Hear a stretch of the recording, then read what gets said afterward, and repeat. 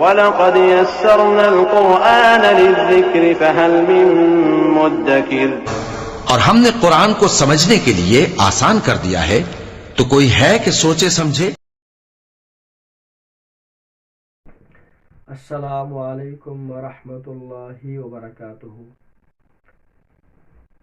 عزیز طلباء، آج ہمارا موضوع ہے فرشتوں پر ایمان لانا کیوں ضروری ہے۔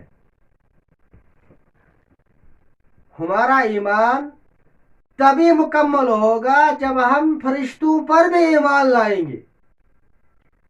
فرشتوں پر ایمان لانا کیوں ضروری ہے، اس کی کیا وجہ ہے؟ تو اس کی وجہ یہ ہے، ہم نے گزشتہ سبق کے اندر یہ بات پڑھی کہ اللہ تعالیٰ نے مختلف فرشتوں کے ذمے مختلف کام سپرد کر دیے ہیں۔ مثلا حضرت میکائیل علیہ الصلاۃ والتسلیم بارش برسانے پر مقرر ہے، تو اس سے کچھ لوگوں کو یہ شبہ ہو گیا، نعوذ باللہ من ذالک، حضرت میکائیل علیہ الصلاۃ والتسلیم بارش کے خدا ہے، جب چاہے جہاں چاہے جتنے چاہے بارش برسا دے۔ اسی عقیدے کی تردید کے لیے کہ حضرت میکائیل علیہ الصلاۃ والتسلیم بارش کے خدا نہیں ہے، بارش کا جو مالک ہے وہ تو اللہ تعالی ہے۔ جب اللہ تعالیٰ کا حکم ہوتا ہے، جب اللہ تعالیٰ کی طرف سے آرڈر آتا ہے، جب اللہ تعالیٰ کی اجازت ہوتی ہے، تو اس وقت حضرت میکائیل علیہ الصلاۃ والتسلیم بارش برساتے ہیں۔ اسی طرح حضرت اسرائیل علیہ الصلاۃ والتسلیم کے متعلق بھی لوگوں کو غلط شبہ ہو گیا۔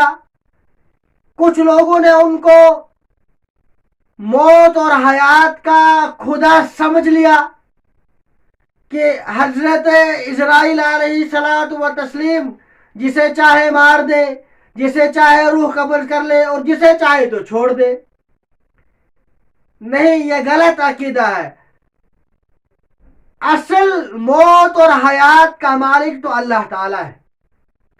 جب اللہ تعالیٰ کی طرف سے حکم ہوتا ہے، جب اللہ تعالیٰ کی طرف سے اجازت ہوتی ہے کہ اب فلاں بندے کی روح قبض کرنی ہے، تو حضرت اسرائیل علیہ الصلاۃ والتسلیم اس بندے کی روح کو قبض کر لیتے ہیں۔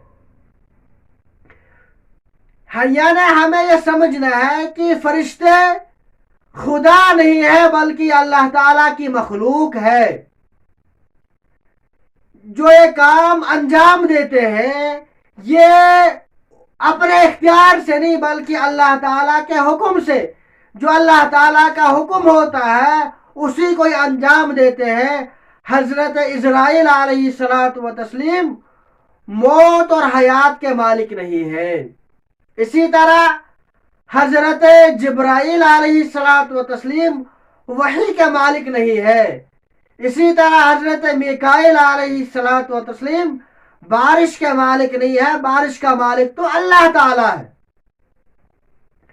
اسی طرح بعض لوگوں نے فرشتوں کو اللہ تعالیٰ کی نعوذ باللہ من ذالک بیٹیاں سمجھ لیا، اور بعض لوگ ان کے متعلق یہ غلط عقیدہ بھی رکھتے ہیں کہ کل قیامت کے دن یہ ہماری سفارش کریں گے، یہ اللہ تعالیٰ کے مقرب ہے، اللہ تعالیٰ کے نیک ہے، اللہ تعالیٰ کے پسندیدہ ہے، اور یہ جس کی چاہیں گے، جس انسان کے بارے میں چاہیں گے سفارش کریں گے، اللہ تعالیٰ ہر صورت میں ان کی سفارش کو قبول کرے گا۔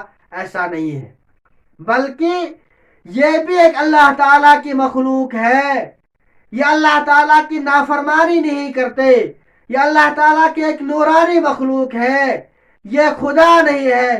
جس بھی کام کو یہ انجام دیتے ہیں وہ اللہ تعالیٰ کے حکم اور اللہ تعالیٰ کی اجازت سے ہوتا ہے، یہ اس کام کے مالک نہیں ہوتے ہیں، یہ ان کے اپنے اختیار میں نہیں ہوتا ہے، یہ اللہ تعالیٰ کا حکم ہوتا ہے، یہ صرف اس کو انجام دیتے ہیں۔ جو فرشتوں کے متعلق بعض لوگوں کو غلط شبہ ہو گیا تھا یا جو غلط فہمی پیدا ہو گئی تھی، اسی باطل عقیدے کی تردید کے لیے ہمیں ضروری ہے کہ ہم فرشتوں کو اللہ تعالیٰ کے ایک مخلوق سمجھیں، اور یہ سمجھیں کہ جو کام انجام دیتے ہیں اپنی مرضی سے نہیں بلکہ اللہ تعالیٰ کی اجازت اور اللہ تعالیٰ کی مرضی سے ہوتا ہے، بس یہ اس کو انجام دیتے ہیں۔ والسلام علیکم ورحمۃ اللہ وبرکاتہ۔